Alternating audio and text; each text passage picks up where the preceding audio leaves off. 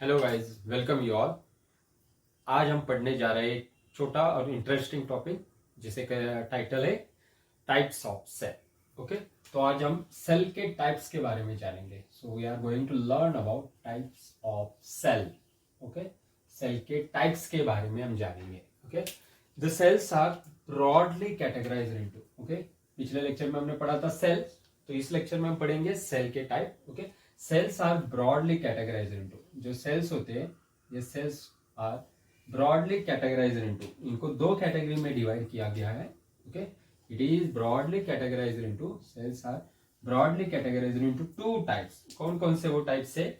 एक टाइप है prokaryotic cell. Okay, first type is prokaryotic cell.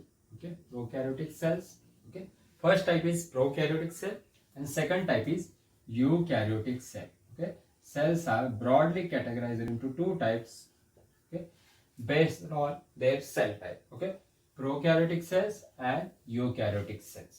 Okay, अभी हमने देखा था कि प्रोकैरियोटिक सेल का मतलब क्या और यूकैरियोटिक सेल का मतलब क्या। Okay, the prokaryotic cell contain two words, one is pro and second is karyote. Okay, similarly eukaryote also contain two words, you and a second word is karyote. Okay, in prokaryotic cell, pro का मतलब होता है primitive, pro का मतलब होता है primitive. Okay, और कैरियोट का मतलब होता है न्यूक्लियस. ओके, कैरियोट का मतलब होता है nucleus. Okay, so the cells which contain primitive nucleus are called as prokaryotic cells, whereas in case of eukaryotic cell, यू का मतलब होता है ट्रू. ओके, एंड कैरियोट का मतलब होता है न्यूक्लियस. कैरियोट का मतलब होता है nucleus. So the cells which contain true nucleus are called as eukaryotic cells, whereas the cells which contain primitive nucleus are called as prokaryotic cells. So this is the major distinguishing feature between the prokaryotic and eukaryotic cell. इसके अलावा there are many other distinguishing features are there which can differentiate the prokaryotic cells from the eukaryotic cell.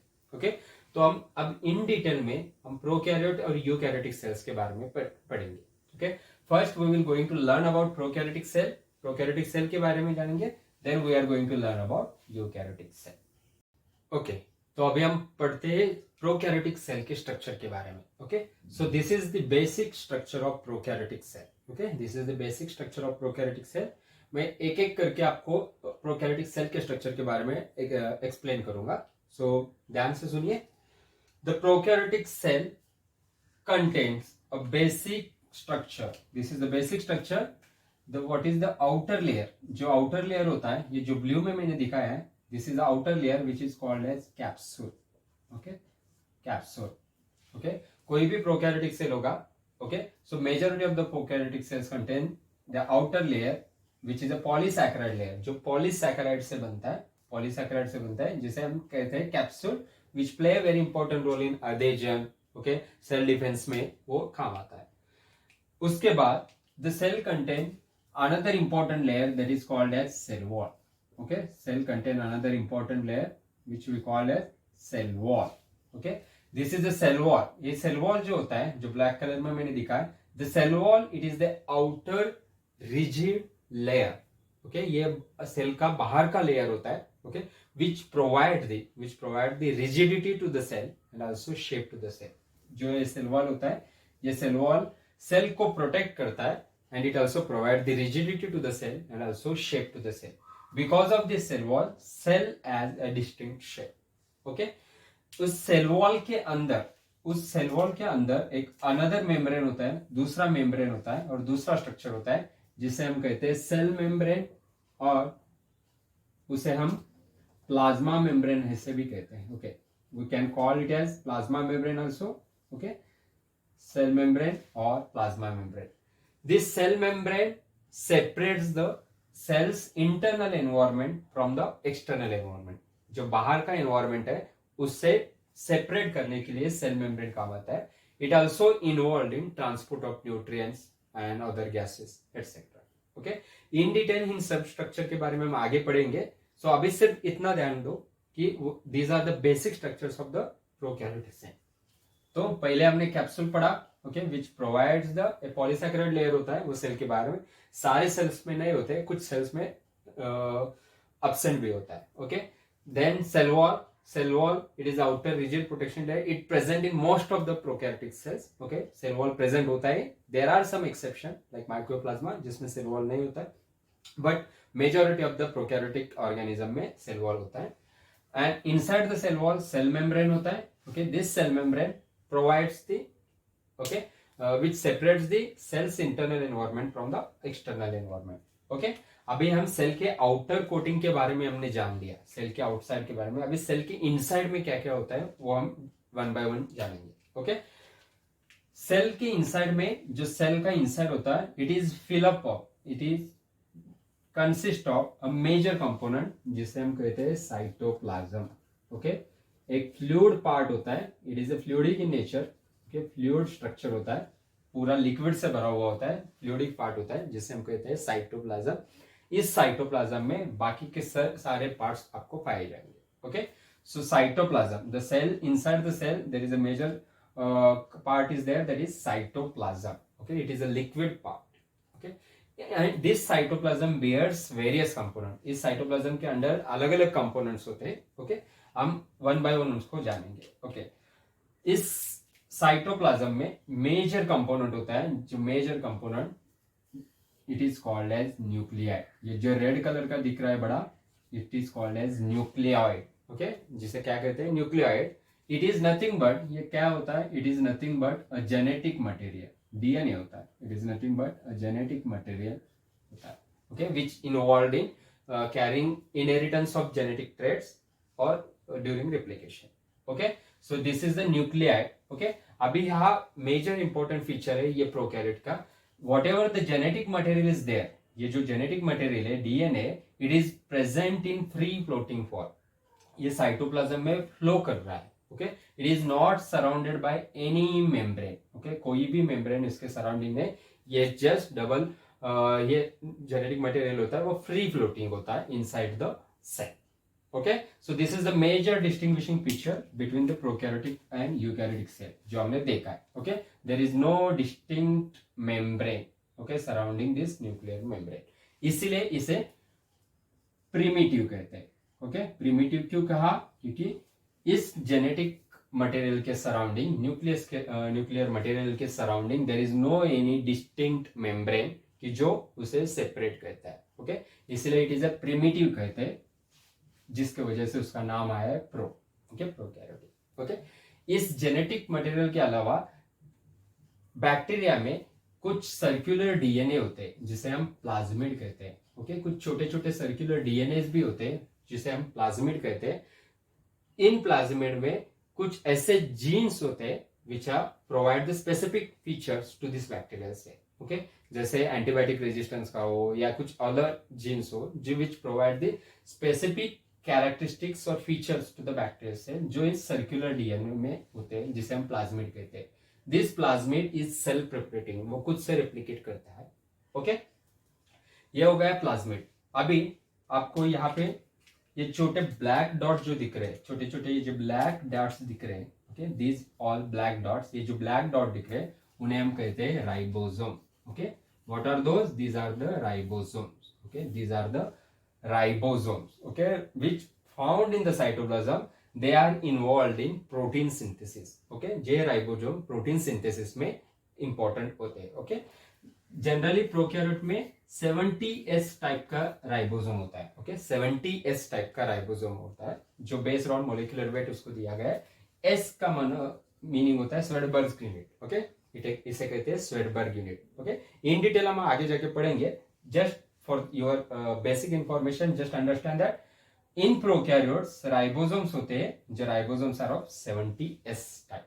okay, अभी उसके साथ कुछ कुछ bacteria में vacuoles भी होते हैं. Okay, gas vacuoles are also present in certain bacteria. Gas vacuoles are also present. कुछ कुछ प्रोकैरियोटिक सेल्स में गैस वैक्यूल्स भी प्रेजेंट होते हैं. अभी इसके अलावा there is one more part present in the prokaryotic cells that is called as, this is called as mesosome. दिख रहा है ये जो इनर प्रोट्रूडिंग पार्ट दिख रहा है, जो सेल के अंदर घुसा हुआ पार्ट दिख रहा है, इसे हम कहते हैं मीसोजोम. ओके, क्या कहते हैं हम इसे, mesosome. Okay, mesosome is nothing but cell का ही, सेल मेम्ब्रेन का, ये जो ग्रीन वाला पार्ट है ना सेल मेम्ब्रेन, जिसे हमने सेल मेम्ब्रेन या प्लाज्मा मेम्ब्रेन का, उसका ही इनफोल्डिंग होके अंदर एक स्ट्रक्चर बनता है जिसे हम मेसोसोम कहते हैं. Mesosome also plays very important role in cell division, cell के रिप्लिकेशन में भी वो इंपॉर्टेंट रोल प्ले करता है. ओके, ये हो गए सेल के मेजर पार्ट्स, प्रोकैरियोटिक सेल के मेजर पार्ट. इसके अलावा prokaryotic cell contain and another important part, ये जो बड़ा लॉन्ग थ्रेड टाइप स्ट्रक्चर दिख रहा है इसे हम कहते हैं flagella. Okay, it is called as flagella. Okay, some cells contain single flagella, कुछ cells contain, some cells contain two flagella, some cells contain multiple flagella. Okay, so these are the flagella. ये जो structure है इसे flagella कहते हैं. This flagella plays very important role in locomotion. Okay, cell के movement के लिए this flagella is very important. Okay, beside this there is another one structure present in prokaryotic cell. This is the small green threads. ये जो green threads दिख रहे हैं आपको, these are called as pili. Okay, इन्हें क्या कहते हैं हम? pili. Okay, pili. Okay, this are protein structure. ये क्या है? प्रोटीनिक स्ट्रक्चर है which also play important role. वो उसका यूज कहाँ होता है? They play important role in adhesion, cell के अडेजन में. ओके, सेल के अडेजन में, सेल के समटाइम्स लोकोमोशन में, मूवमेंट में भी it provides the play a very important role. Okay, so these all are the basic components of the prokaryotic cell. Okay, कोई भी prokaryotic cell अगर आप देखोगे तो आपको these structures you will find. Okay, so this is the basic structure of prokaryotic cell.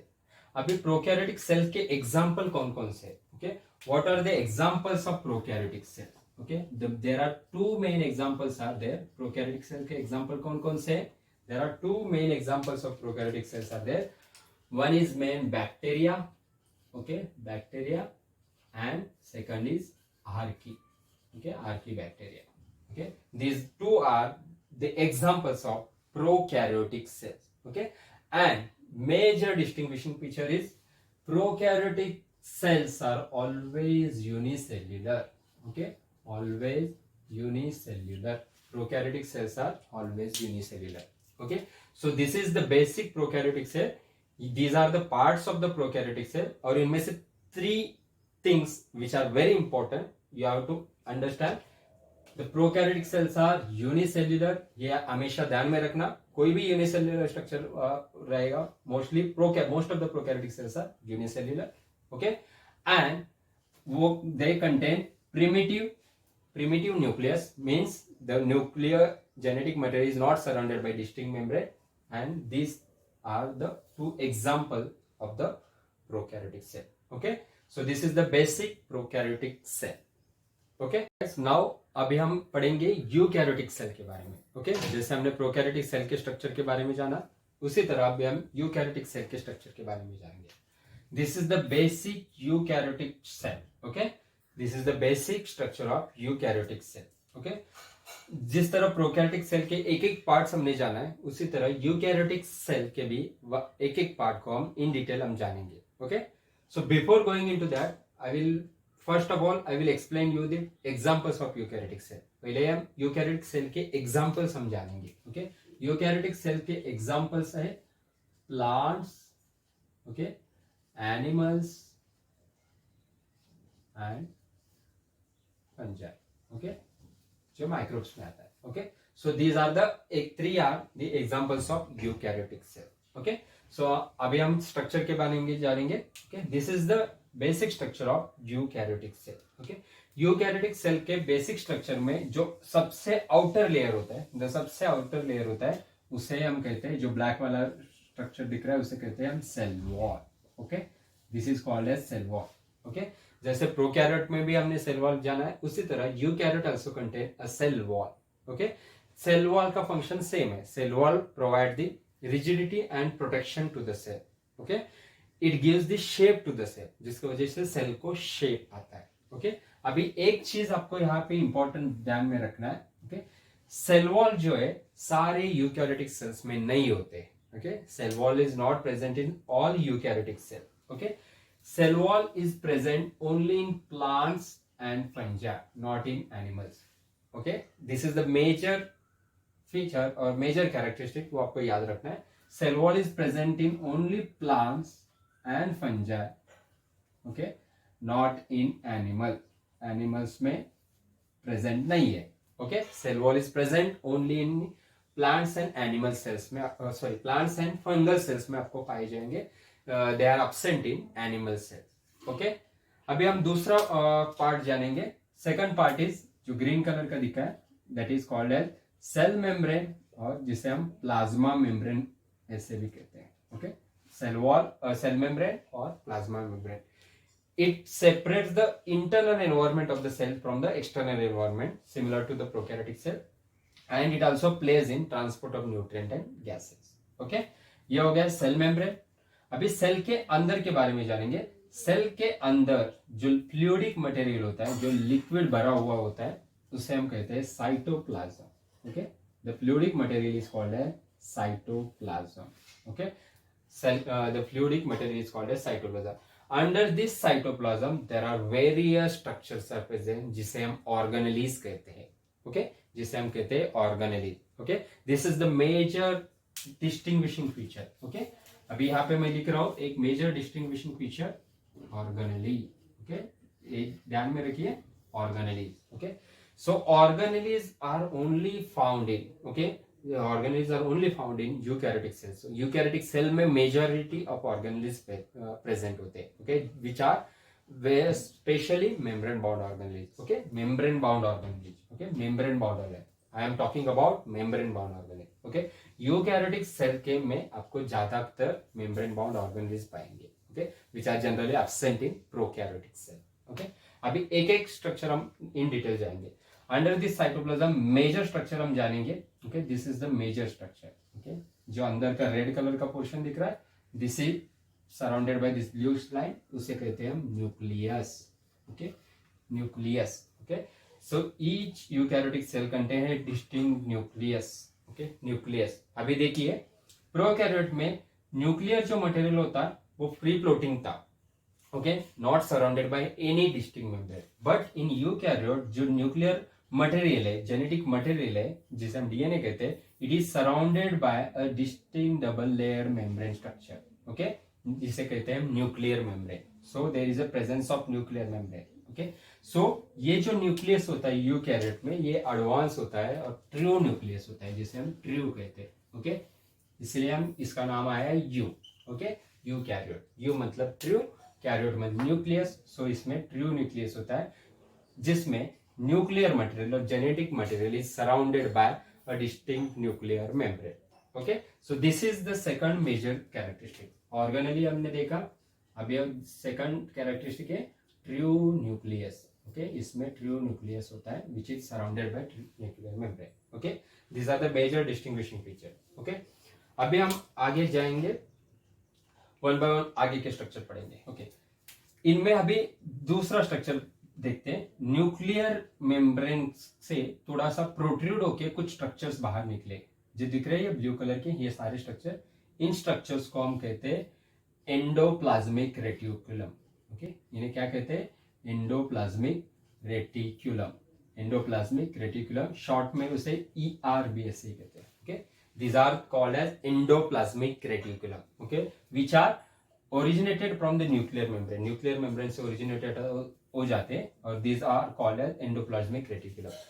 ये endoplasmic reticulum का major function क्या है? In endoplasmic reticulum play major role in protein and lipid synthesis. Okay, protein और lipid synthesis यहाँ पे हो जाता है. अभी this endoplasmic reticulum are of two type, दो तरह के होते हैं. एक है रफ एंडोप्लाज्मिक रेटिकुलम, ये दिख रहे हैं, these are the rough endoplasmic reticulum, जिसके ऊपर जो लाल कलर के छोटे छोटे बॉल टाइप दिख रहे हैं उसे हम कहते हैं राइबोसोम. ये छोटे जो लाल टाइप दिख रहे हैं इसे हम कहते हैं राइबोसोम्स. ओके, ये राइबोसोम्स क्या करते हैं? प्रोटीन सिंथेसिस में इन्वॉल्व होते हैं. Okay, these are ribosomes. Okay, जब एंडोप्लाज्मिक रेटिकुलम के ऊपर राइबोसोम्स प्रेजेंट होते हैं, जिसकी वजह से ही उसका सरफेस रफ दिखता है, इसलिए उन्हें रफ एंडोप्लाज्मिक रेटिकुलम ऐसे कहते हैं. ओके, रफ ER ऐसे हम कहते हैं. और कुछ आपको यहाँ पे एंडोप्लाज्मिक रेटिकुलम दिख रहे हैं जिसके ऊपर कोई भी राइबोसोम्स नहीं है. ओके, इन्हें हमें स्मूथ एंडोप्लाज्मिक रेटिकुलम कहते हैं। Okay, smooth ER। ओके, ऊपर का था रफ ER। ओके, नीचे का था smooth ER। So endoplasmic reticulums are of two type, rough endoplasmic reticulum, smooth endoplasmic reticulum, based on presence or absence of ribosomes on it. Okay, detail हम one by one अर्थ structure के बारे में हम आगे जानेंगे। Okay, so till now just understand that this is a endoplasmic reticulum and this is smooth rough endoplasmic reticulum and this is smooth endoplasmic reticulum. Nucleus में और एक इंपॉर्टेंट पार्ट हम भूल गए, ये जो पूरा लाल डब्बा दिख रहा है आपको इनसाइड द न्यूक्लियस, उससे हम कहते हैं न्यूक्लियोलस। ओके, इसे क्या कहते हैं? Nucleolus, which involve in synthesis of ribosome. जो राइबोसोम के सिंथेसिस यहां से शुरू होता है। Okay, which are involve in ribosome synthesis. Okay, ये हो गए बेसिक पार्ट। अभी इसके अलावा eukaryotic cell also contain a major part. Okay, ये जो रेड कलर का दिख रहा है उसे कहते हैं हम mitochondria. Okay, this is called as mitochondria. This is a double membrane bound structure, mitochondria. Okay, ये डबल मेम्ब्रेन बाउंड स्ट्रक्चर है। It is involve in it is involved in cellular respiration. It is involved in cellular respiration and it provides the energy to the cell. It provides the energy to the cell. So जो भी energy का synthesis होता है यहां से होता है। So this mitochondria is called as powerhouse of the cell. Okay, powerhouse of the cell. Okay, उसके बाद हम दूसरा एक पार्ट इंपॉर्टेंट डबल मेम्ब्रेन वाला पार्ट देखेंगे, ये जो ग्रीन कलर का दिख रहा है which is called as chloroplast. ये जो ग्रीन कलर का पार्ट है इसे कहते हैं chloroplast. Okay, which is involve in protein synthesis. Okay, या फिर फूड सिंथेसिस होता है which is involve in protein synthesis. This chloroplast is generally present in plant cell. Okay, plant cells में पाया जाता है और कुछ माइक्रोब्स में पाया जाता है। ओके, यूनिसेलुलर माइक्रोब्स में, प्रोकैरियोट्स में भी, but majorly it is present in, okay sorry prokaryotes में नहीं, कुछ माइक्रोब्स में it is majorly present in plant cells. Okay, it is majorly present in plant cell. Chloroplast हो गया। अभी नेक्स्ट स्ट्रक्चर हम जानेंगे। ओके, नेक्स्ट स्ट्रक्चर हम जानेंगे वो है गोल्गी कॉम्प्लेक्स। ये जो ब्लू कलर का दिख रहा है उसे हम कहते हैं Golgi complex. Okay, Golgi complex. This Golgi complex involve in processing as well as packaging and transporting of protein and lipid molecule. ये जो एंडोप्लाज्मिक रेटिकुलम प्रोटीन और लिपिड सिंथेसिस करता है उनका पैकेजिंग, प्रोसेसिंग और ट्रांसपोर्टेशन में इन गोल्गी कॉम्प्लेक्स का इन्वॉल्वमेंट होता है। So Golgi complex play major role in packaging, processing and transporting of proteins and lipid. Okay, इसके अलावा this eukaryotic sales contain another important part, this is called as vacuole. Okay, vacuole. This vacuole play important role in storage of waste material and storage of nutrients also and water molecule. Okay. उसके अलावा eukaryotic cell में another important structure होता है, इसे कहते हैं हम peroxisome. ये जो ग्रीन कलर का दिख रहा है इसे कहते हैं हम peroxisome. Okay, peroxisome is involve in oxidative respiration में, oxidative respiration. Okay, oxidative respiration takes place in peroxisome. Okay, जो जनरली लिपिड के मेटाबॉलिज्म के लिए पेरोक्सिसोम इज वेरी इंपॉर्टेंट। जो लिपिड का जो भी मेटाबॉलिज्म होता है वो पेरोक्सिसोम में होता है। ओके, उसके अलावा another structure is present, this red colour structure, उसे हम कहते हैं लाइसोसोम। ओके, क्या कहते हैं उसे हम? Lysosome. Okay, lysosome is involve in degradation. Okay, जो भी वेस्ट मटेरियल होता है, वेस्ट मटेरियल सारे इसके अंदर आते हैं and the waste material degradation takes place in lysosome. It contain various degradative enzyme. Okay, इस पूरे यूकैरियोटिक सेल में ये जो छोटे छोटे रेड डॉट दिख रहे हैं हमने उसको डिफाइन किया था, these are the ribosomes. Okay, जो कुछ एंडोप्लाज्मिक रेटिकुलम के ऊपर चिपके हुए होते हैं। ओके, और इसके अलावा अभी आपको और क्या दिख रहा है? ये जो ब्लैक थ्रेड लाइक स्ट्रक्चर्स जो दिख रहे हैं, सारे जो ब्लैक थ्रेड लाइक स्ट्रक्चर्स जो दिख रहे हैं यहाँ पे these are called as cytoskeleton. Okay, cytoskeleton, these are the filaments होते हैं ये। Okay, these are the cytoskeleton which are play important role in transport of different nutrients वगैरह वगैरह। Okay, so this is the basic structure of eukaryotic cell. Okay, समझ में आया? Eukaryotic cell में ये सारे स्ट्रक्चर आपको पाए जाएंगे। ओके, और यूकैरियोटिक सेल स्पेसिफिकली डिफरेंट है from the prokaryotic cell based on presence of membrane bound organelle and presence of true nucleus. This are the main two feature जिसके वजह से यूकैरियोटिक सेल प्रोकैरियोटिक सेल से थोड़ा अलग दिखता है. Okay, so this three are the examples. Okay, and this is the basic structure of prokaryotic cell. Okay.